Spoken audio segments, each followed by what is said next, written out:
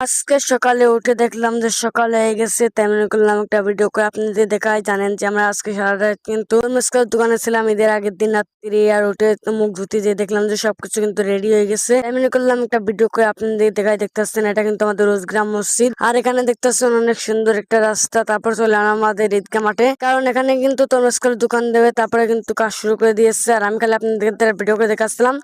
তারপর এখানে কিন্তু টেবিল নেওয়ানো হচ্ছে। তারপরে দুই ভাই চলে গেল, কারণ আমাদের আরো মাল আনা হবে। আর এখানে দেখতেছেন সবকিছু গুছাই দিচ্ছিলাম। আর তেমন কোনো একটা ভিডিও আপনাদের দেখাই। হাতের নখে কিন্তু অনেক বড় বড় হয়ে গেছে, কাটার দরকার। আর এদিকে দেখতে পাচ্ছেন আমরা কিন্তু হাঁটিয়ে হাঁটিয়ে চলে আসছিলাম। তারপরে যে ইমন আরেকবার নিয়ে যাচ্ছে। আর এদিকে কিন্তু দোকানের মাল সব পুরো গেছে। তারপরে গোসল টোসল করে আসি, নতুন কাপড় পরার জন্য রেডি হলাম। দেখতেছেন অবশ্যই নতুন কাপড় পরে ফুফতো ভাই আর আমি বেরোয় গেলাম। এসে মসজিদে জায়গা পেলাম না, তাই এখান থেকে নামাজ আদায় করলাম। আর নামাজ আমার পিছনে পড়ে গেছিলাম। তা মনে করলাম একটা ভিডিওকে আপনাদের দেখায়। দেখতে পাচ্ছেন অনেক সুন্দর একটা ভিউ, রাস্তার কোনায় নামাজের জায়গা করা হয়েছে। আর এখানে ছোট ভাই এসেছিল। দেখতেছেন মসজিদে কিন্তু অনেক লোক, সবাই কিন্তু ঈদের আনন্দ ভাগাভাগ করে নিচ্ছে। আর ভিডিওটা যেখান থেকে দেখছেন তাদেরকে অসংখ্য অসংখ্য ধন্যবাদ, কারণ আপনারা দেখছেন মসজিদে কিন্তু হাজার হাজার লোক নয়, যাই আছে গ্রামের লোকজন। দেখতে কিন্তু অনেক সুন্দর লাগছে। আর এদিকে ছোট ভাই ছিল। তারপরে অবশেষে কিন্তু আমাদের নামাজটা শেষ হয়ে যায়।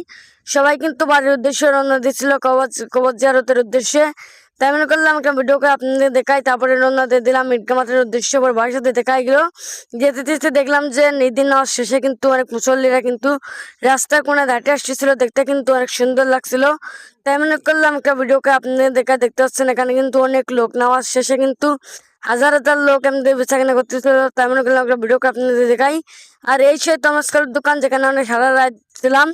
আর সেটাই দোকান কিন্তু এখানে করা হয়েছে। আর এদিকে দেখতে পাচ্ছেন অনেক লোক। তারপরে মনে করলাম যে ঈদগাহ মাঠটা দেখাই, কারণ এবার কিন্তু আমি এই ঈদগাহ মাঠে নামাজ পড়তে পারলাম না, কারণ দেরি হয়ে গেছিল আগের বারও এবারও।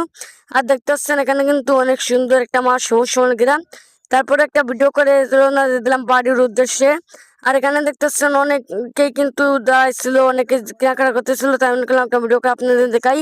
দেখতেছেন অবশ্যই কিন্তু আমরা আবারও গ্রাম ঈদগাহ ময়দানে চলে এলাম। দেখতে পাচ্ছেন এখানে কিন্তু অনেক পরিমাণ লোক। আর তেমন করলাম একটা ভিডিও করে দেখাই। আর এদিকে বাড়ি চলে আসার সময় দেখলাম যে ছড়ি মড়ি নিয়ে গরু জবাই করবে, সেটা নিয়ে আইসে। আর এদিকে দেখতে পাচ্ছেন এখান থেকে দুটো ছাগল, বড়টা কিন্তু জবাই করে দেওয়া হবে, কারণ আমরা কিন্তু একটা কোরবানি দেবো এই ছাগলটা। আর দেখতে পাচ্ছেন এখানে কিন্তু কোরবানির জন্য এটাকে নিয়ে যাচ্ছি। আর এদিকে আম্মুর কাছ থেকে 200 টাকা ঈদ বোনাস নিয়ে চলে যাচ্ছিলাম। এদিকে এসে দেখলাম যে এখানে কিন্তু বড় ভাই বলতেছিল কয় টাকা হয়েছে, তা বড় ভাই কিন্তু গুনে দিচ্ছিল টাকা। তারপরে কিন্তু আমরা তিনজন চলে যাচ্ছিলাম এখানে, কারণ এখানে একটা গরু কুরবানি দেওয়া হবে। দেখতে পাচ্ছেন অনেক লোক ছিল গরু কুরবানি দেখার জন্য। আর গ্রামে কিন্তু ছোট অনুষ্ঠানে কিন্তু অনেক পরিমাণ লোক হয়। দেখতে পাচ্ছেন আমরা কিন্তু সব